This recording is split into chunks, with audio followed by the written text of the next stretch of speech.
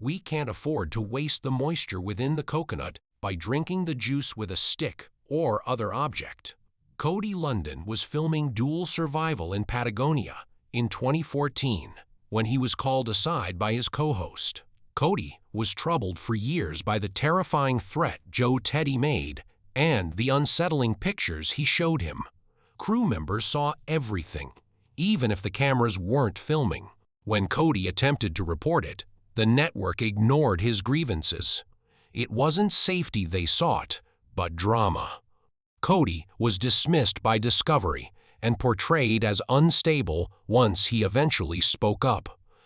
The ensuing lawsuit turned everything upside down by exposing startling truths about reality TV early. On March 15, 1967, Cody Lundin was born in Prescott, Arizona at 8:15 a.m., and his life moved in a way that was always changing from the start. His father was a member of the United States Air Force.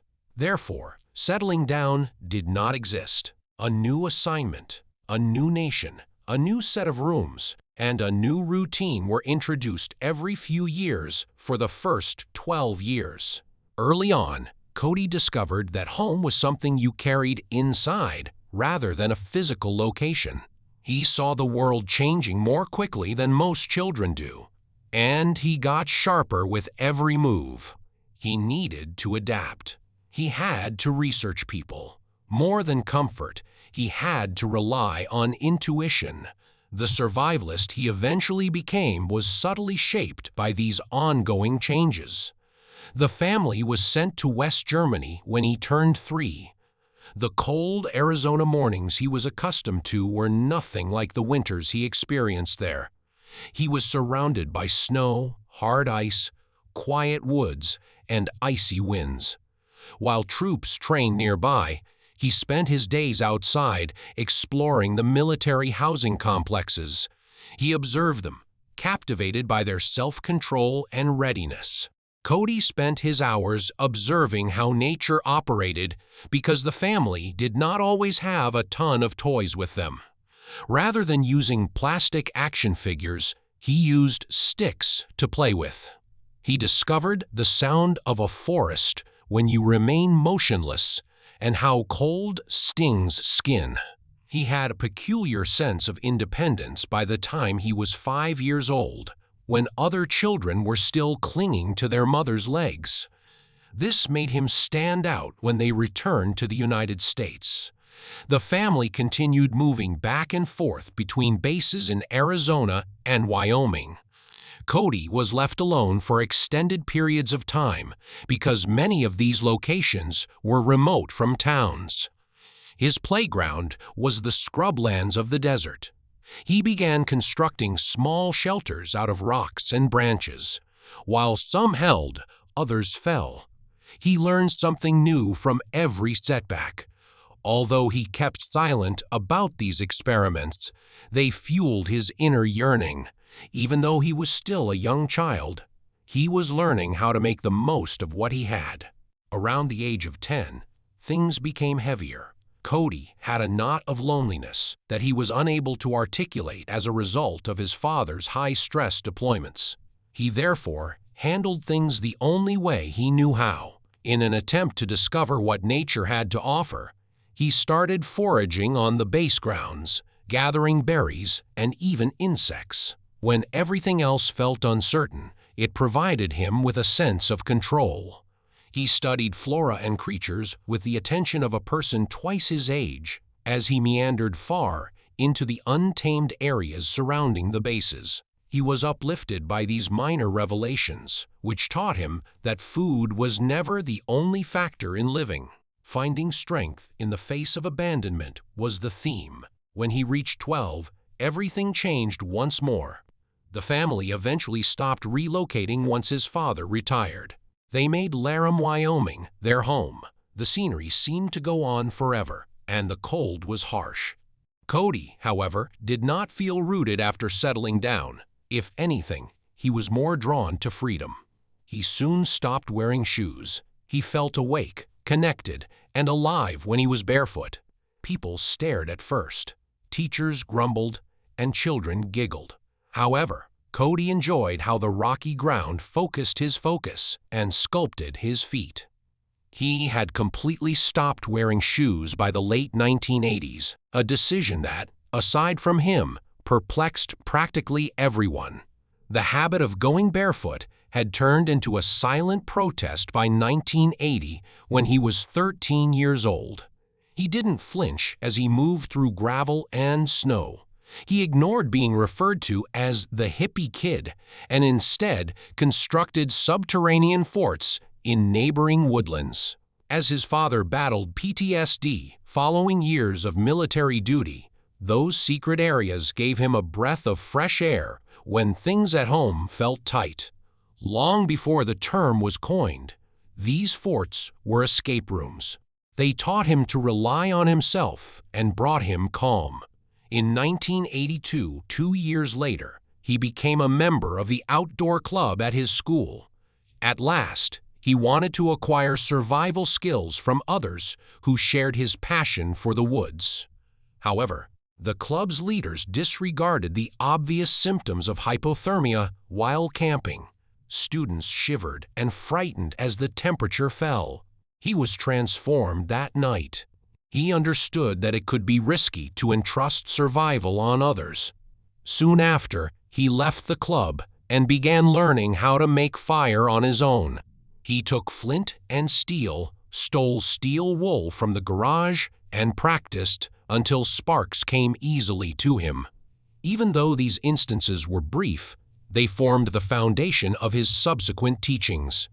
He pushed himself even harder in 1983. He frequently skipped class as a junior to go on solo hikes in the Medicine Bow National Forest. He spent 48 hours lost during one of those excursions. No plan, no map, no compass. He was able to survive on stream water and pine nuts. He confronted fear head-on, alone in a room so big that sound was muffled. People's perceptions of him changed after he returned. Teachers and students held him in high regard for something much more profound than grades. Most people simply read about what he had gone through. He felt more powerful by his senior year.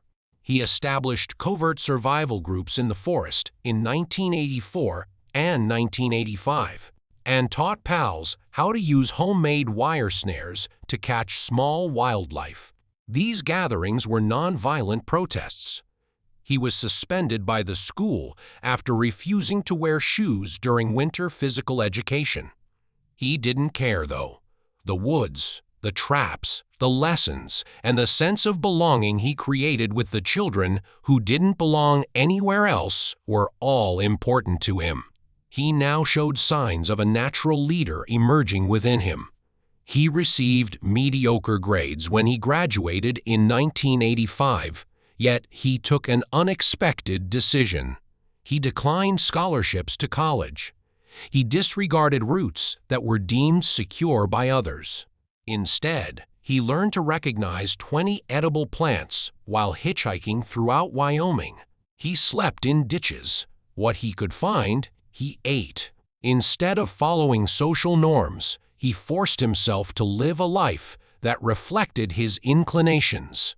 He relocated to Denver later that year. He only had a guitar and a duffel bag when he came at the age of 18.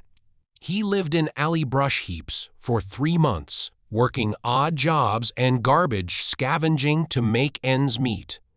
In order to practice carving survival tools, he frequently received knives as payment. It was frigid at night. He learned from hunger. Fear was nearby. He almost died during this span, but it also changed him. He started to realize that it was not just about the wild to survive. He had to become familiar with the city's regulations and perils. He drifted once more by the beginning of 1986, this time, into a radical commune close to the Mexican border. He was 19. There were rules in the commune about shared life, food, and chores. However, he found their concept of harmony to be gentle. He liked the harsh edge of isolation. He therefore resided aside from the group, and constructed his own debris home out of palm fronds. The house resisted the desert nights. It was raw and simple, but his. The commune taught him a lot, but he also realized that being independent was more important than fitting in. He floated between friends' backyards in Prescott, Arizona, a few months later. He purchased his first bow drill kit during this period after saving money from construction work. Friction's fire turned into a nightly task. Sweating and trying again until sparks came freely, he tested the bow drill under the starlight. Additionally, he observed environmental classes at the community college, taking up the material without focusing on grades. He was shaped by these experiences. His confidence increased with each fire he ignited in the dark. At the age of 20, he continued to reject the comfort of walls when he enrolled at Prescott College in 1987. He constructed a brush shelter on the edge of campus and lived there for 2 years. He used open flames for cooking. He consumed acorns and mosquito pods. He observed his own past in novel ways while studying depth psychology. Everything that had happened to him started to make sense. His ideology was molded by this fusion of inner study and wilderness existence, which combined emotional intelligence with survival abilities. The groundwork for the survival school he eventually established was established during these years. Then, 1989 arrived. He set out on a 72-hour solo vision quest in Sedona's Red Rock Wilderness at the age of 22. He abstained from both food and water during his fast. He turned to face the sun. He was met with silence. He turned to face himself. There were hallucinations. He mentioned ancestral guides. Something had changed inside of him when he left 3 days later. The quest helped him see the way forward by cutting through the clutter of his past.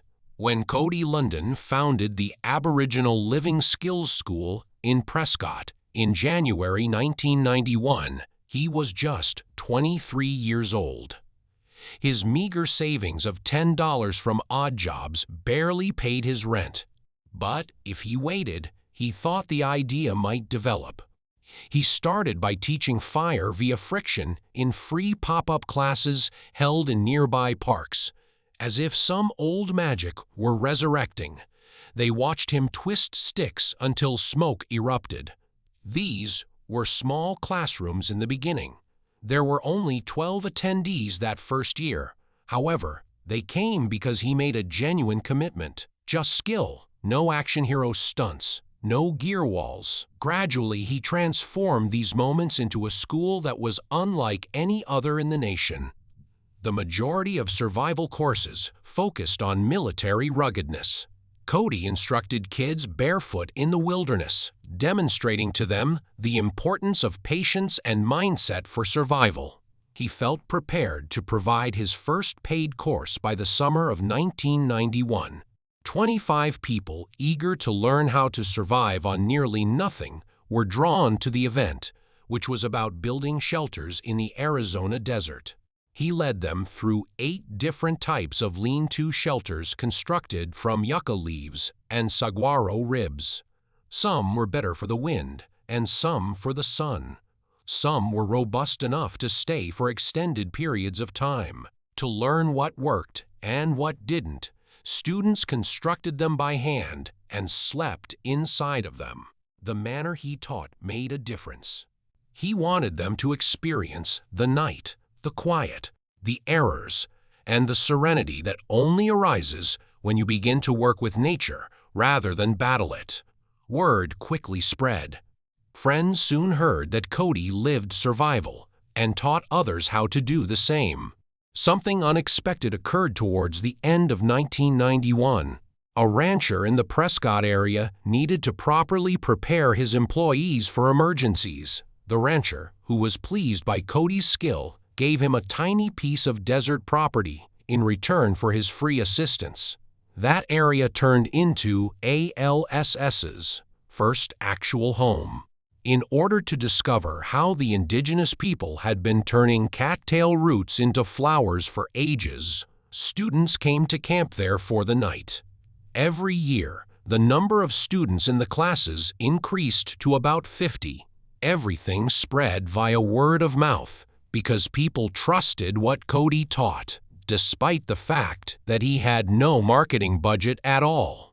Many residents in Prescott were left without access to potable water when a flood struck that December. Cody into the fray and showed 30 villagers how to use basic solar stills constructed from rocks and plastic tarps to filter rainwater. Following the catastrophe, these brief courses assisted in calming individuals. Sunlight and perseverance taught them how to produce drinking water. This transition to urban survival further distinguished ALS. Cody demonstrated that rudimentary abilities were equally useful in urban settings. He had established himself as a community leader by the end of 1991.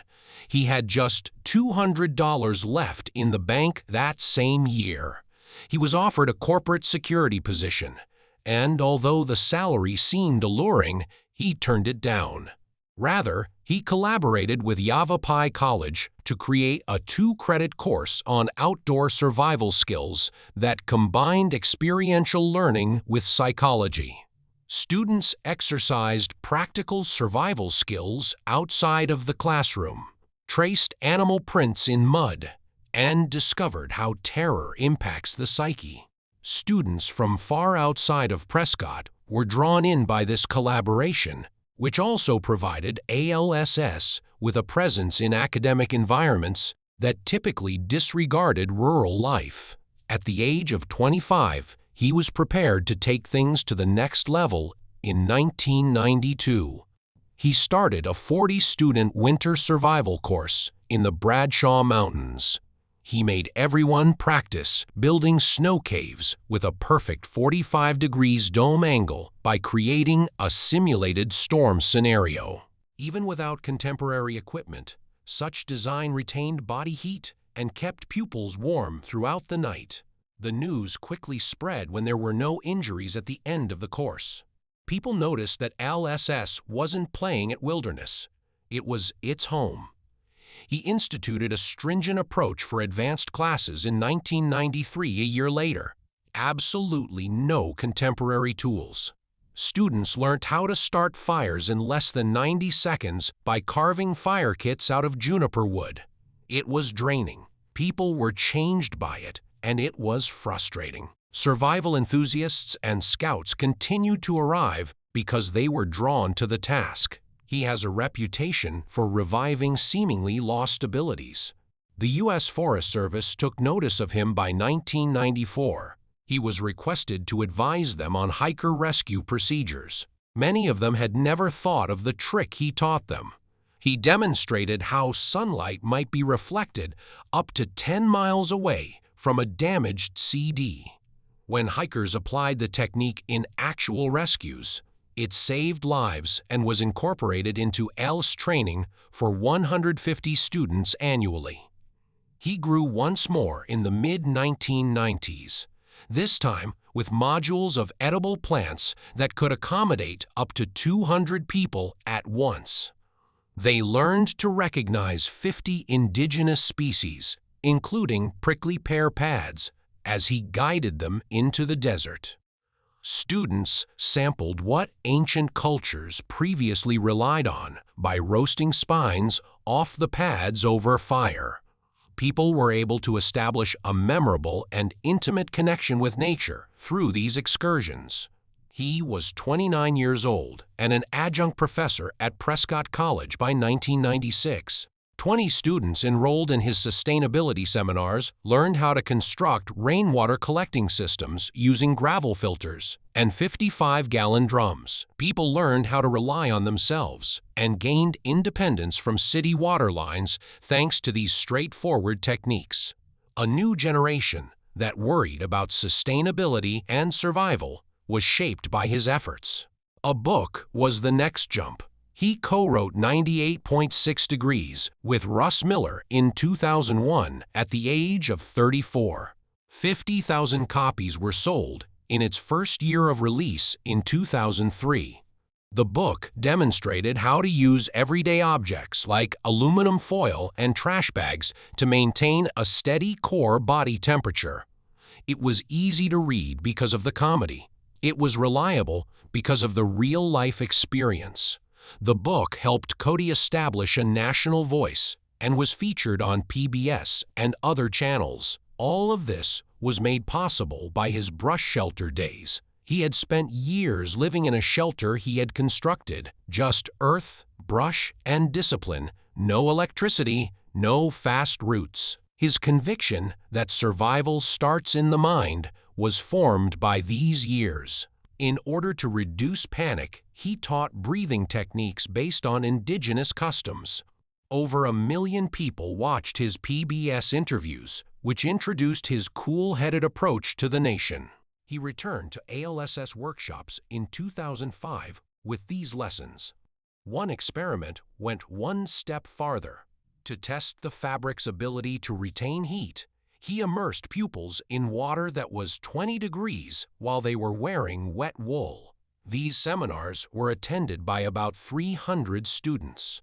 They discovered how the body loses heat and how the wet wool prolonged their lives. Students from all over the country attended these workshops, which helped to create an ALSS community that kept expanding. He published When All Hell Breaks Loose in 2007. In less than 3 weeks, the first 10,000 copies of the nearly 400-page book were sold out. Over 100,000 copies were sold. It became a bestseller in the New York Times. Because the advice felt genuine, people adored it. Everything from bucket latrines to preparation for natural disasters and blackouts was covered. Families sought someone who would tell them what really worked after Hurricane Katrina. That voice was Cody. He broadened his horizons once more after this book. He was invited to advise with over 500 agencies by FEMA. He offered advice on mental endurance, such as documenting worries to keep the mind stable, to the foreword for the Citizen Survivor's Handbook. His attitude training and breathing techniques helped thousands of people prepare for emergencies and helped establish national guidelines. Then, at the age of 41, National Geographic called him in 2008. For a specific shoot, they wanted real survival knowledge. Cody demonstrated his tracking abilities for 6 days in the Arizona desert. For 1.5 kilometers, barefoot, with only sandals and a machete for protection, he followed cougar tracks. The video was unvarnished and authentic. He was hailed as one of the best survivalists living by Les Stroud. His reputation took off. Discovery recorded a pilot for dual survival at the beginning of 2010. Cody was 43. In the canyons close to Young, Arizona, where the temperature plummeted to 40 degrees at night, he constructed friction fires in less than 2 minutes during the test shot. After 12 days of filming, the crew condensed the most memorable scenes into a 30-minute pilot. The show was won by that pilot. The tension quickly began when Dual Survival debuted in June 2010. Working with Dave Canterbury, Cody saw inconsistencies. He denied manufactured shortcuts and contested Dave's military claims during a Wisconsin bog excursion. While Dave fumbled with props, he extracted edible cattails from the muck. Despite the editor's best efforts to mix the footage, viewers could tell the difference. Truth was important to Cody. Dave appreciated showmanship. Throughout the season, it became the norm. By 2011, 2 million people watched each episode of the show. Cody, however, continued to be transparent about what went on behind the scenes. On some days, the team ate catered dinners after filming images of starvation. However, Cody continued to impart practical knowledge, such as how to purify water using sock filters loaded with charcoal and sand. He occasionally filtered 10 gallons per day. In other episodes, the producers acknowledged that those were the only truly survival moments.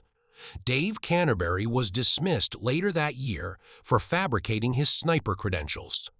From the beginning, Cody had doubted it. He went on to perform solo pieces that showcased his entire range of abilities. When it was -20 degrees in Alaska, he constructed snowshoes out of willow branches and managed to cross a 5-meter gulf in less than 10 hours. While others with more advanced equipment struggled, he continued to move thanks to his ways. Executives at Discovery later claimed that he was the one who showed them what true survival looked like. Early in 2013, Cody Lundin and Joe Teddy ventured into the Hawaiian bush, and it seemed like trouble was just around the corner from the very beginning. Joe, who was 46 years old at the time, was sharp and fierce, and he brandished a spear around as if the crew didn't exist. Joe continued to accelerate, despite Cody's requests that he slow down for the demonstration, to the point where Cody subsequently claimed he thought he could be impaled. It was witnessed by many on set. Unsure of whether to intervene or continue shooting, they remained motionless. Nothing was calmed down by the producers. Drama kept ratings high, so they enjoyed the fire between them and wanted more of it. Every shot was tense, because Joe's harsh military energy didn't mesh well with Cody's quiet demeanor. There was no disagreement here. It set the tone for all that followed and felt like a genuine risk. They took a plane to Norway later that year, where the cold quickly soaked into their bones. One of the key moments the producers were looking for was a 40-foot ice climb without safety ropes. Cody declined, since he was aware that a hazardous climb, chilling wind, and wet wool may quickly cause hypothermia. On video, Joe made fun of him by shaking his head, as if Cody was being overly theatrical. Under dramatic music, Joe appeared courageous, while editing made Cody appear apprehensive. During the Norway shoot alone, Cody made at least a number of complaints, but nothing changed. That incident turned into a pivotal moment. Cody was drawn farther into a conflict he never desired by the show's willingness to prioritize image over human safety. The stress eventually followed them to Patagonia in 2014. Cody was brought aside by Joe, who then showed him pictures of victims he said he had killed while working for the CIA. Cody froze as he watched,